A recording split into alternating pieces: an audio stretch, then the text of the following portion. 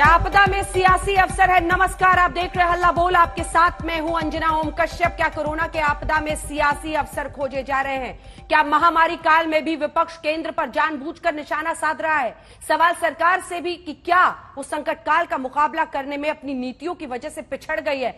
हल्ला बोल में हम बहस करेंगे इन्हीं मुद्दों पर। हमारे साथ शाहनवाज हुसैन साहब, मंत्री बिहार सरकार के, जुड़ रहे हैं और असदुद्दीन ओवैसी जी, एआईएमआईएम प्रमुख, हमारे साथ चर्चा के लिए जुड़ गए हैं। लेकिन वैक्सीनेशन को लेकर, टीकाकरण को लेकर, जिसे ब्रह्मास्त्र माना जा रहा है कोरोना के खिलाफ इस जंग में, 3 लाख से ज्यादा लोगों की देश में जान चली गई है। कहां खड़े हैं हम? इससे पहले की चर्चा की शुरुआत हो, ये रिपोर्ट।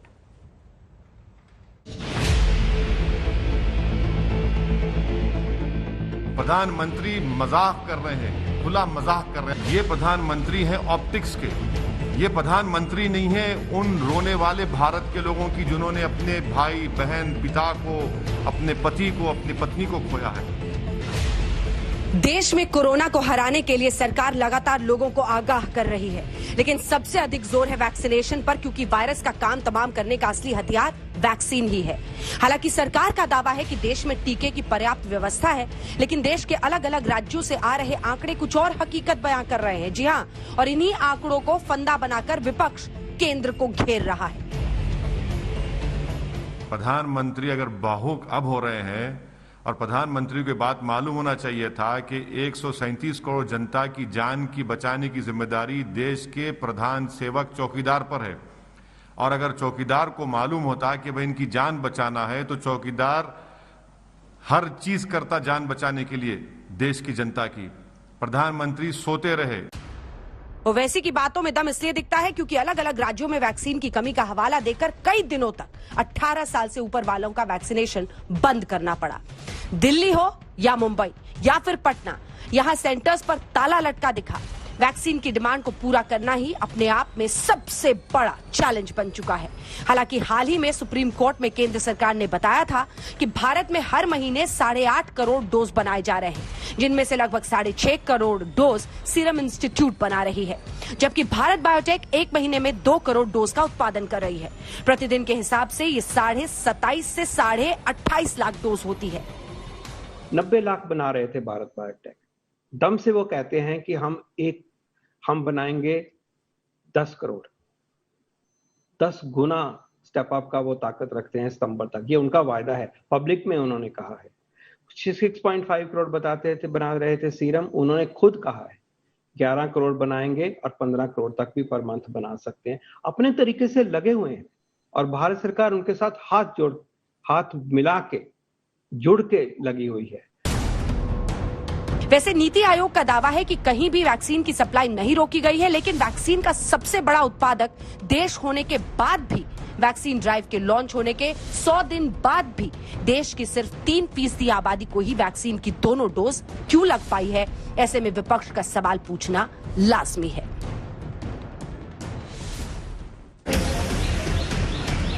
सिर्फ वैक्सीन ही नहीं, बल्कि कोरोना पर काबू पाने में सरकार की नीतियों और नीयत पर भी विपक्षी पार्टियों ने सवाल उठाए हैं। खासकर दिल्ली के मुख्यमंत्री अरविंद केजरीवाल सीधा आरोप लगाया कि अगर वक्त पर टीका मिलता तो महामारी से लड़ते देश की ऐसी हालत नहीं होती।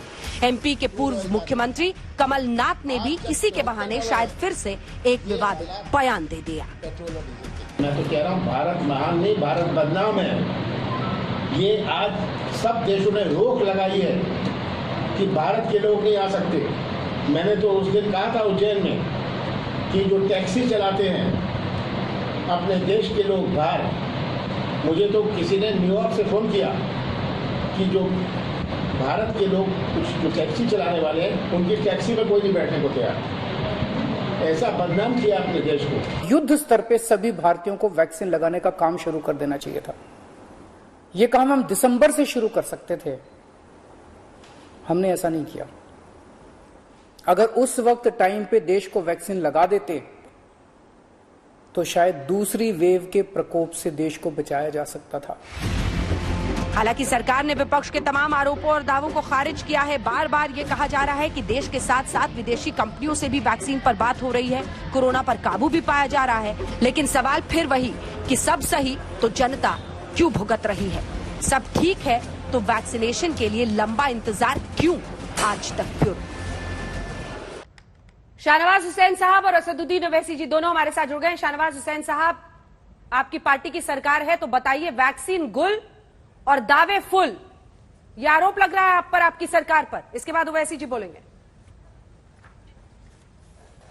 देखिए, कुछ लोगों को ये लग रहा है, कांग्रेस और उसकी बी टीम जो है, कि आपदा में अफसर तलाश ले। एक नहीं अनेक बार इस बारे में जानकारी दी गई है, आपके टेलीविजन पे दी गई है। मिस्टर पॉल ने सारी जानकारी दी कि हम लोग दिसंबर तक ये पूरा कर लेंगे। करीब कोविड शील्ड से 75 करोड़, कोवैक्सीन से 55 करोड़, बायो यूनिट जो वैक्सीन है उससे 30 करोड़, जो जाइडस कैलेडिया डीएनए उससे 5 करोड़। उसके अलावा हम लोगों ने कई और कंपनियों से कहा कि हम ये कर रहे हैं और सरकार ने अपने तरफ से कोई कसर नहीं छोड़ी। आज वही लोग, जो लोग वैक्सीन के नाम पर भ्रम पैदा कर रहे थे, जो लोग कह रहे थे ये मोदी की वैक्सीन है, जो लोग कह रहे थे वैक्सीन लगाने से नपुंसक हो जाएंगे, जो लोग कह रहे थे इस वैक्सीन का भरोसा नहीं है, आज वही लोग सवाल खड़ा कर रहे हैं। सवाल है कि अब भारत सरकार की तरफ से वैक्सीन का जो यहाँ प्रोडक्शन है वो बढ़े, लोगों को मिले। और अभी भी ये जो भ्रम पैदा किया जा रहा है, ये भ्रम लोगों को दूर होना चाहिए कि अभी जो हमारे पास केंद्र, जो हमने केंद्र से जो विदेशों के जो टीके खरीदने के जो हमने प्रयास किए हैं, उसमें हम लोगों ने कहा है कि चाहे फाइजर हो, J&J हो, मर्डोना हो, सबसे बातचीत हो रही है। और जहां भी वैक्सीन बनती है वो पहले अपनी कंट्री को, अपने कुछ उनके कॉमर्शियल कॉन्ट्रैक्ट, जो उनके कॉन्ट्रैक्ट हैं, उनको ध्यान में रखकर उसके बाद देते हैं। तो हमारा कहना है कि अभी जो 1.84 करोड़ से अधिक खुराक अभी भी राज्यों के पास उपलब्ध कराया गया है। लेकिन किस तरह की बयानबाजी हो रही है, कहा जा रहा है भारत के बारे में, भारत बदनाम है, ये कमलनाथ जी कह रहे हैं, कांग्रेस के अन्य नेता कह रहे हैं।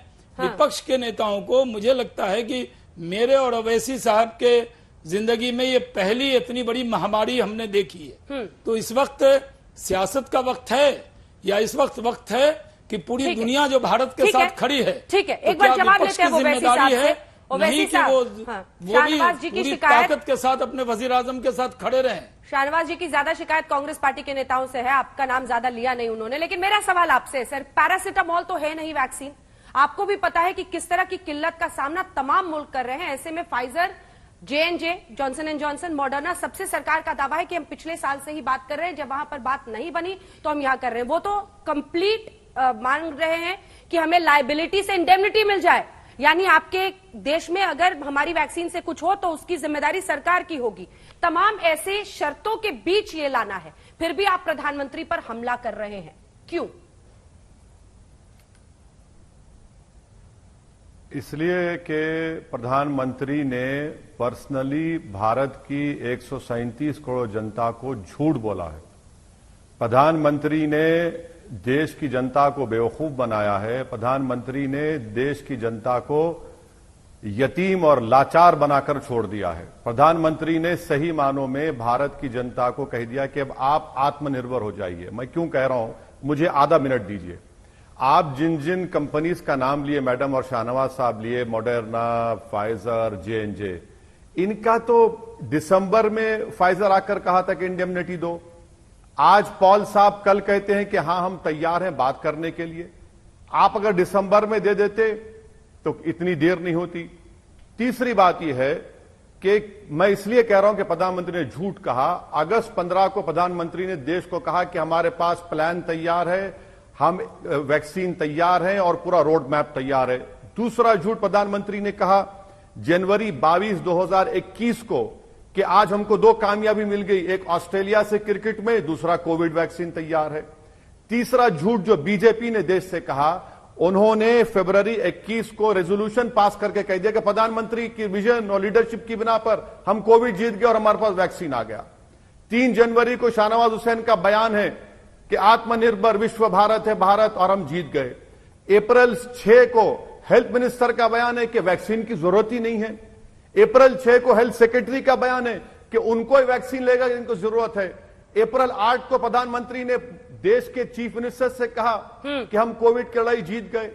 इसीलिए मैं कह रहा हूं कि प्रधानमंत्री प्रोफेसर, डॉक्टर और दुनिया के बेहतरीन एपिडेमियोलॉजिस्ट हैं। उन्होंने सबको नकार दिया, किसी की नहीं सुनी। एक्सपर्ट्स कह रहे हैं कि सेकेंड वेव आएगा। अब आप आ जाइए कि सरकार जो कह रही है कि ये वैक्सीन है। मैं शाहनवाज हुसैन साहब से एक सवाल करना चाह रहा हूं। शाहनवाज हुसैन साहब, हमको यह बताइए कि आज की तारीख में सीरम और भारत बायोटेक कितने वैक्सीन प्रोड्यूस कर रही है? दूसरा सवाल मेरा आपसे है, आप बड़े अक्लमंद हैं, दानिश्वर हैं, बड़े नॉलेजेबल हैं मुझसे ज्यादा। जुलाई में फ्रंटलाइन वर्कर्स, हेल्थ वर्कर्स और